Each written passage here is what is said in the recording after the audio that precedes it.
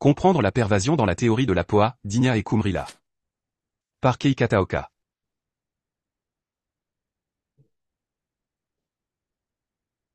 Comprendre la pervasion dans la théorie de l'APOA. D'Igna soutient que le processus de compréhension des significations des mots est identique à celui de l'inférence logique, PS 5h1.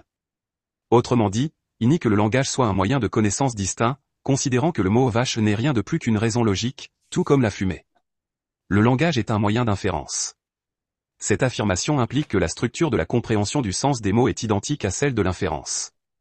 La relation que nous observons entre la fumée et le feu, exclusion du non-feu, peut aussi être appliquée au mot vache et à la vache qu'il désigne directement, exclusion du non-vache. Cette structure parallèle à celle de l'inférence doit aussi s'appliquer à la compréhension de la pervasion. Lorsque nous inférons la présence de feu caché sur une montagne à partir de la fumée qui s'en élève, nous devons d'abord comprendre la relation de pervasion selon laquelle partout où il y a de la fumée, il y a nécessairement du feu, autrement dit, que le feu pénètre tous les lieux où la fumée existe. C'est ce qu'on appelle traditionnellement la saisie de la pervasion, vitidra, la compréhension des lois générales. De la même manière que la fumée est pénétrée par le feu, le mot vache est pénétré par la vache. En d'autres termes, le mot vache est nécessairement appliqué aux vaches. En utilisant le mot seulement, on peut dire que tout comme la fumée existe seulement là où il y a du feu, le mot vache est appliqué seulement aux vaches. Quelle position d'Igna adopte-t-il concernant la méthode de saisie de la pervasion? Et quelle position lui a-t-on attribuée? Cet article aborde ce problème à travers la critique que Kumrila adresse à d'Igna comme source principale. La critique de d'Igna par Kumrila. En critiquant la théorie de l'APOA de d'Igna, Kumrila discute de la méthode de saisie de la pervasion dans cette théorie. D'abord, dans les vers SV APOA 73-74, il montre qu'il est impossible, dans la théorie de l'APOA, d'utiliser la concomitance positive, en VEIA, comme méthode de saisie de la pervasion. Cela rend impossible l'établissement de la pervasion par concomitance positive. Ainsi, la seule méthode restante est la saisie de la pervasion par la concomitance négative, via-K. Dans le vers suivant, SV APOA 75, Kumrila montre qu'il est impossible de saisir la pervasion uniquement par la concomitance négative.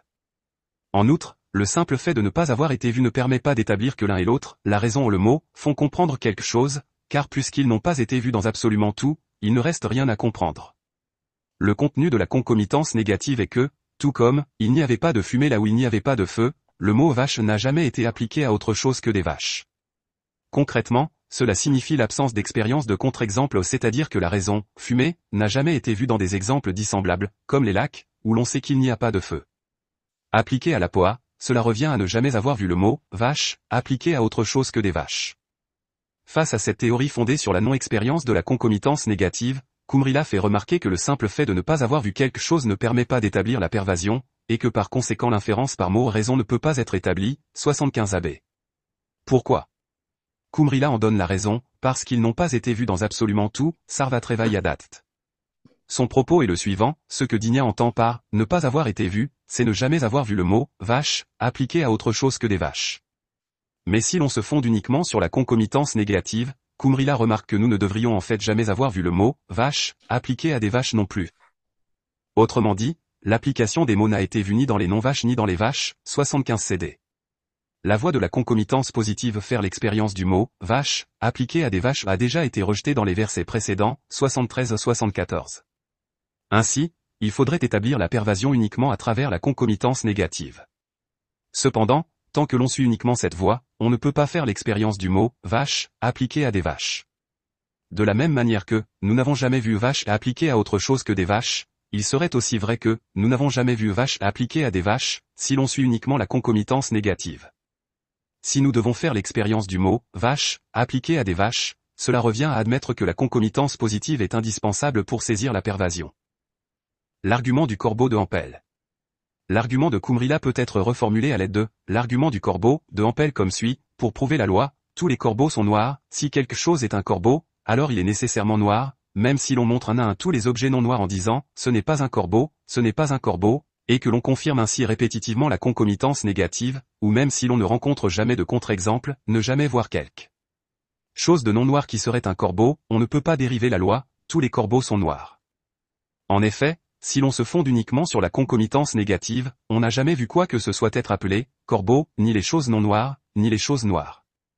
Cela devient clair si l'on prend un exemple où la concomitance positive n'existe pas. La proposition « tous les martiens ont 8 jambes » est une loi qui ne peut pas être vérifiée par la concomitance positive. Par conséquent, on ne peut la vérifier qu'à travers la concomitance négative en accumulant des phrases comme « les choses sans 8 jambes n'étaient pas des martiens ». Toutefois, peu importe combien on confirme que les choses sans 8 jambes ne sont pas des martiens, ou même si l'on ne voit jamais de contre-exemple, on ne peut conclure « tous les martiens ont 8 jambes ». Comme le souligne Kumrila, on n'a jamais vu non plus des choses à 8 jambes être des martiens. Tant que l'on se fonde sur la concomitance négative, ni les choses sans 8 jambes ni celles avec 8 jambes n'ont jamais été vues comme des martiens. Cet exemple des martiens est analogue à celui de la POA, où les lois doivent être établies uniquement par la concomitance négative, sans concomitance positive. Sans expérience positive, on ne peut dériver de pervasion par simple non-expérience. Comme le souligne Kumrila, dans absolument tout, c'est-à-dire dans les exemples semblables et dissemblables, les mots raison n'ont pas été vus. Comme le dit Kumrila, il ne reste rien à comprendre, Pratyanveyat, les lois positives ne peuvent pas être établies uniquement parce que quelque chose n'a pas été vu auparavant, donc des conclusions telles que « les martiens ont 8 jambes » ou « le mot vache désigne les vaches, exclusion du non-vache » ne peuvent être dérivées. Les propres déclarations de Digna. Digna ne rejette pas complètement la concomitance positive. Dans Poès 5, 34 ABC, il mentionne que le mot « vache » n'a jamais été vu appliqué à des chevaux, etc., et qu'il a vu le mot « vache » appliqué à certaines vaches. Cependant, son intention est que seule la concomitance négative contribue à la saisie de la pervasion. Cela devient clair dans son autocommentaire. Il y affirme qu'il est impossible d'établir la pervasion sur tous les exemples semblables, car ces exemples sont innombrables. Ainsi, pour établir la pervasion dans tous les cas, il faut se fonder uniquement sur la concomitance négative. Dans l'explication suivante, Digna soutient que même si les exemples dissemblables sont innombrables, il est possible d'établir la pervasion, car le mot « vache » n'a jamais été vu appliqué à autre chose que des vaches. Son intention semble être que de tels cas n'ont jamais été vus non seulement dans sa propre expérience, mais aussi socialement, y compris dans l'expérience d'autrui, couvrant ainsi des cas innombrables. Le fait que Digna n'admette pas que la concomitance positive contribue à la saisie de la pervasion est aussi évident dans la phrase suivante, où il critique la reliance sur la concomitance positive. En effet, à partir du mot « arbre », on comprend non seulement un arbre iapé, mais aussi un arbre pala, c'est-à-dire qu'il subsiste un doute, arbre iapé ou arbre pala. Cependant, si l'on faisait répétitivement l'expérience du mot « arbre » appliqué positivement au iapé, au lieu d'un doute, on obtiendrait une connaissance déterminée, arbre iapé et arbre pala. L'argument de Digna ici vise clairement à nier que la concomitance positive contribue à la saisie de la pervasion. Finalement, Digna conclut, l'inférence n'existe que par la concomitance négative. L'utilisation du mot « seulement » Eva, ici montre qu'il ne reconnaît que la concomitance négative comme moyen de saisie de la pervasion. Ainsi, la compréhension de Kumrila selon laquelle Digna adhérait à la théorie de la concomitance négative peut être suffisamment confirmée à partir du texte original sanskrit de Digna, reconstruction. Conclusion. Peu importe combien de cas nous confirmons selon lesquels, les choses sans 8 jambes n'étaient pas des martiens, nous ne pouvons pas dériver la loi, tous les martiens ont 8 jambes. De même, peu importe combien nous accumulons de concomitances négatives telles que, les choses qui ne sont pas des vaches n'ont jamais été appelées vaches, ou peu importe combien se poursuit la non-expérience de contre-exemple, les choses qui ne sont pas des vaches n'ont jamais été appelées vaches, nous ne pouvons acquérir la pervasion selon laquelle, tous les mots vaches se réfèrent aux vaches. Car si nous ne reconnaissons pas la concomitance positive et ne nous fondons que sur la concomitance négative, nous ne devrions jamais avoir fait l'expérience de vaches appelées vaches, non plus. Dans l'argumentation de Kumrila, Digna est considéré comme un théoricien qui pense que la pervasion peut être établie uniquement par la concomitance négative. En effet, Digna déclare explicitement, l'inférence n'existe que par la concomitance négative. Digna ne reconnaît pas que la concomitance positive contribue à la saisie de la pervasion. La raison, parce que c'est un martien, dans la loi, si quelque chose est un martien, alors il a nécessairement 8 jambes, serait classé par Digna comme une raison non concluante rare, asdranektika, une faute logique en raison de l'absence d'exemples semblables. Bien que Digna n'ait pas reconnu le rôle de la concomitance positive dans la saisie de la pervasion, il considérait néanmoins qu'il devait y avoir au moins un cas de concomitance positive. Cela visait probablement à exclure des cas exceptionnels comme les raisons non concluantes rares.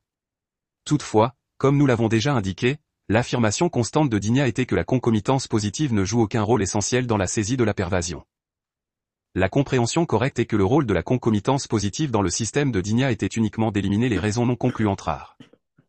Katsura, 1998, 278, qui traite du « corbeau de Ampel », affirme que, Udyotakara soutient que le raisonnement inductif peut être valide même sans exemple positif, mais c'est la position de Digna, à savoir que le raisonnement inductif ne peut être valide avec seulement des exemples négatifs et aucun exemple positif qui est correct. Cela pourrait d'ailleurs être considéré comme une réponse au paradoxe du corbeau de Ampel. Ce faisant, il souligne que Digna considérait la concomitance positive, en Veya, comme essentielle. Cependant, comme nous l'avons déjà vu et comme on peut également le confirmer à partir de la critique de Digna par Kumrila, ce que Digna mettait en avant était plutôt la position selon laquelle le raisonnement inductif peut être établi sur la base des seuls exemples négatifs, pour reprendre la terminologie de Katsura. Comme indiqué précédemment, Digna considérait qu'une expérience d'au moins un cas de concomitance positive était nécessaire, mais non pas pour établir la relation de pervasion, vipti. Il l'a jugé nécessaire pour éliminer les pseudo-preuves problématiques, asdranektika, c'est-à-dire les raisons qui ne présentent aucun cas similaire. L'affirmation selon laquelle le raisonnement inductif ne peut être établi avec seulement des exemples négatifs, constitue précisément la critique que Kumrila adressait à Digna, ce n'est pas une position que Digna défendait activement. L'idée que la relation de pervasion peut être établie uniquement par la concomitance négative, se trouve au cœur de la sémantique négative de Digna, la théorie de la POA, et c'est précisément ce noyau que Kumrila attaque.